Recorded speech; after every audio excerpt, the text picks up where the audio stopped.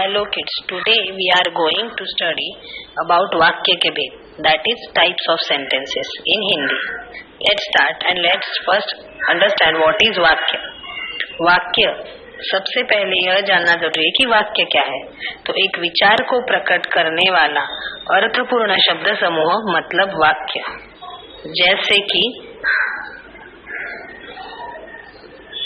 मैं 2 दिन से बीमार हूँ. जैसे मैं 2 दिन से बीमार हूँ. इसी तरह किसी वाक्य के विभिन्न घटकों, पदों या पदबंधों को अलग अलग करके उनके परस्पर संबंध को बताना वाक्य विश्लेषण कहा जाता है, या फिर इसे वाक्य विग्रह भी कहा जाता है, जिसमें हम कारक प्रत्ययों का इस्तेमाल करके वाक्य के अलग अलग पार्ट्स के बारे में बताते हैं कि वाक्य में कर्ता मतलब सब्जेक्ट कौन है, वाक्य में कर्म मतलब ऑब्जेक्ट कौन है, वाक्य में क्रिया मतलब वर्ब क्या है, और बाकी सब कारक विभक्तियां जैसे संप्रदान, अधिकरण, संबंध. वाक्य 2 भागों में विभागे जाते हैं. एक है उद्देश्य और एक है विधेय.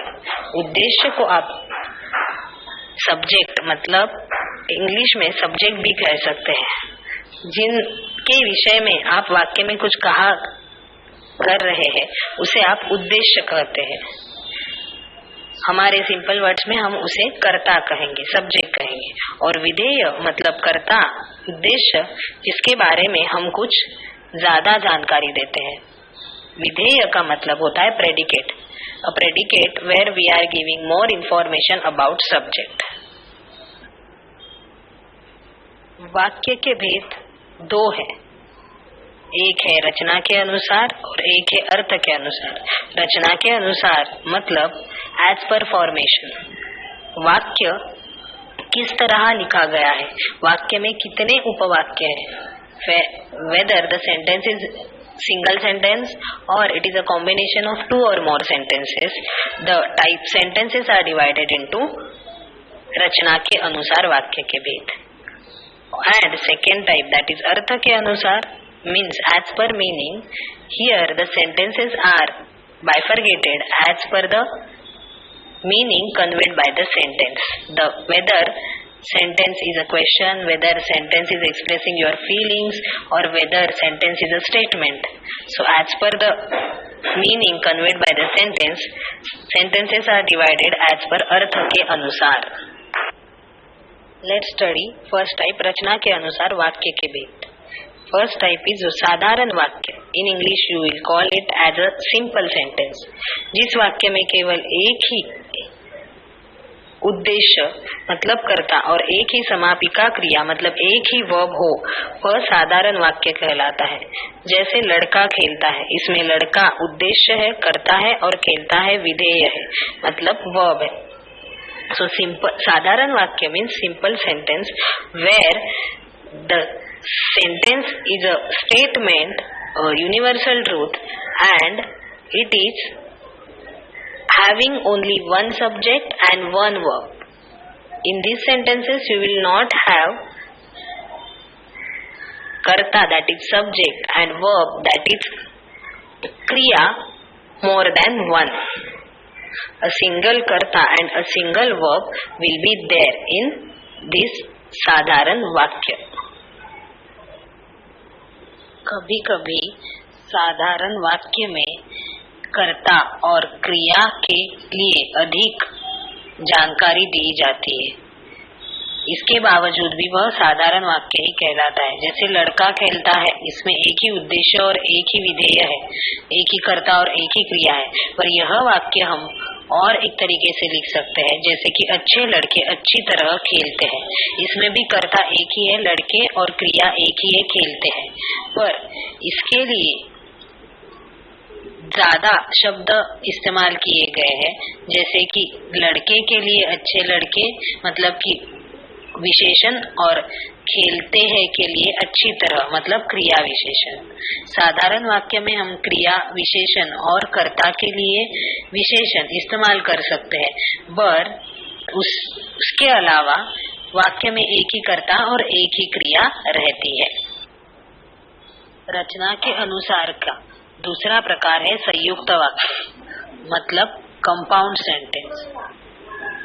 दो अथवा दो से अधिक साधारण वाक्य जब पर, किंतु, और, या इत्यादि से जुड़े होते हैं तो वे संयुक्त वाक्य कहलाते हैं। जैसे गीता गई और सीता है, मतलब कि in a compound sentence various conjunctions are used to join two or more sentences.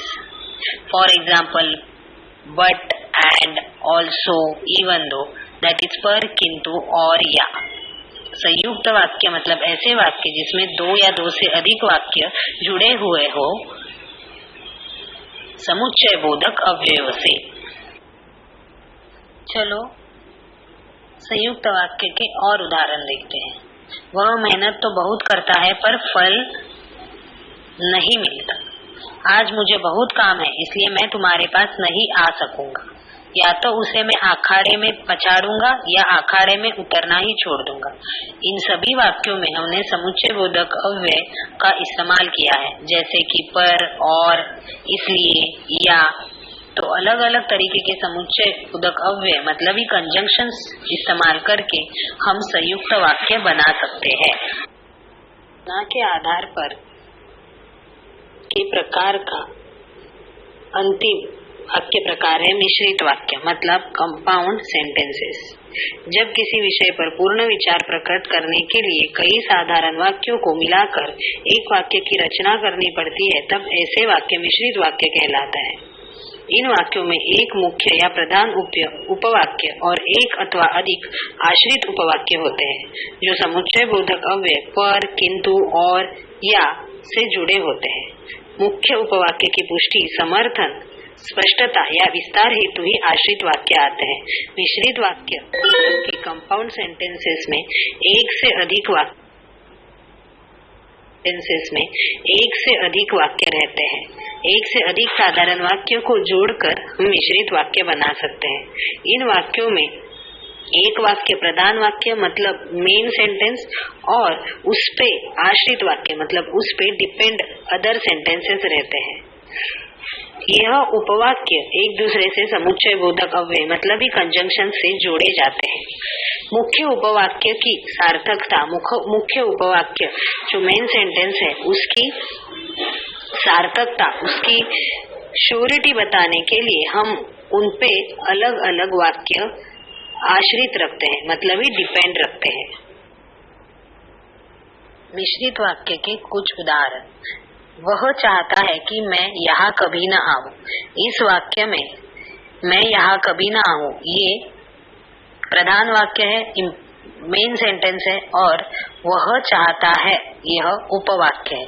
तो यहाँ कभी न आऊं इस वाक्य पर वह चाहता है यह वाक्य डिपेंड है, आश्रित है। दूसरा उदाहरण, जो किताब मेज पर रखी है वह मुझे इनाम में मिली है। जो किताब मेज पर रखी है यह प्रधान वाक्य है और वह मुझे इनाम में मिली है उपवाक्य है। यहाँ जो किताब मेज पर रखी है विशेषण उपवाक्य है। जब वह मेरे पास आया तब मैं कहीं गया था। यहाँ पर जब वह मेरे पास आया यह क्रिया विशेषण उपवाक्य है, मतलब कि तब मैं कहीं गया था यह वाक्य प्रधान वाक्य है और जब वह मेरे पास आया यह उपवाक्य आश्रित वाक्य है। इस तरह वाक्य के प्रकार रचना के अनुसार तीन है। पहला साधारण वाक्य सिंपल सेंटेंस, दूसरा संयुक्त वाक्य कंपाउंड सेंटेंस और तीसरा मिश्रित वाक्य कॉम्प्लेक्स सेंटेंस। अगले वीडियो में हम लोग देखेंगे कि रचना के अनुसार के बाद